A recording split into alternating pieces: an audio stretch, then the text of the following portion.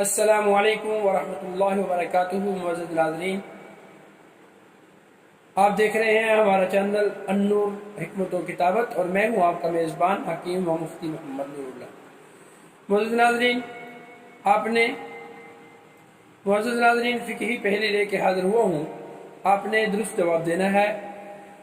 بتائیے کہ وہ کون سی جگہ ہے کہ جہاں متفرق مقامات پر پانی موجود ہو اور اس میں سے بعض پانی کا استعمال مکروہ ہو اور بعض کا مکروہ نہ ہو، حالانکہ وہ سارے پانی پاک کرنے اور پاک ہونے میں برابر ہوں اور ان میں کسی طرح کا تغیر و تبدل بھی واقع نہ ہوا ہو؟ ایسا کیوں ہے؟ اگر آپ کو ہماری ویڈیو پسند آئے تو اسے لائک شیئر بھی کیجئے اور سبسکرائب بھی کیجئے اور بیل آئیکن کو پریس کر دیجئے تاکہ نئی ویڈیوز کے نوٹیفیکیشن بر وقت آپ تک پہنچتے